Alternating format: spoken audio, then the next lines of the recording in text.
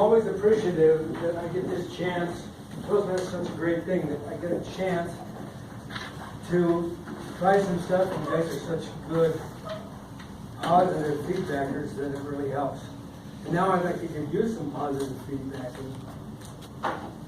Ron, you are a physical marvel. Wendy, you are a mental giant. I'm going to prove this before we're through. Each of us has done incredible things physically and mentally. And when I prove to you that we do those things, then I ask you the question, once I've proven that you know that you have these incredible gifts, what are you going to do with them? Because you've already in your life at an early age accomplished incredible things. For example here, by a show of hands, how many of us here can walk? Excellent. That's an easy thing, isn't it? Sure. Thanks to Tim's help tonight with the stats, because I didn't have them with me handy. We have 206 bones. We have 600 muscles. And we have billions of nerves. And somehow, we can coordinate all those muscles and bones and nerves, and we can walk. That's incredible. Now, it takes a year or two. The child star Shirley Temple couldn't walk until she was 15 months. Of course, she made up for it. In a couple of years, she was walking, singing, dancing, and was a millionaire. Those are also miracles. But we have actually taken all these muscles and nerves and bones, and we can walk and run.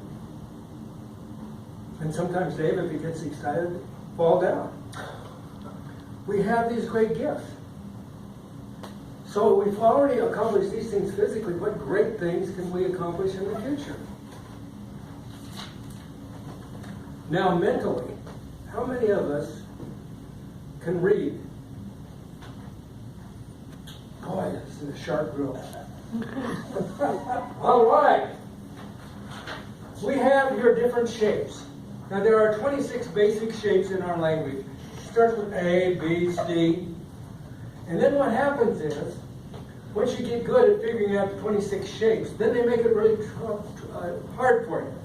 First of all, each of the shapes has a sound. And in fact, there's 2 or 3 ways to say A, whatever. Then, once you've done all that, you have to do it with your tongue. So you've got to figure out the shape, the sound, and then you have to take the shape and the sound and figure out how to do it in your tongue. How many of us can do that? This is a genius group. And some of us can even put it into words. Cat, dog. I bet you each of us here can probably read hundreds of words a minute. Do you know how many details that is in the human brain in a matter of seconds? You have to take a shape, turn it into a sound, connect it with other shapes and sounds with your tongue, and you can do that hundreds of thousands of times in a matter of a few seconds, and you read. So we've already done that. We're geniuses. Now here's the problem. It's like what this young man here said. He quoted Henry Ford. He said, if you think you can, or if you think you can't, you're right. Now guess what? 120 years ago, Henry Ford had this cockamamie idea that he was going to have an automobile for the average family. Automobiles were just beginning, and they were very pricey. And he was a nut job. You can't do that. Any idea how many Fords were sold last year? Well over a dozen.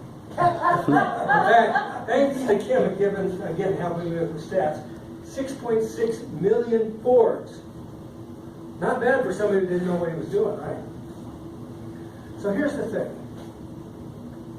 We have this incredible brain. We have this incredible body. Are we just sitting around or are we building on those?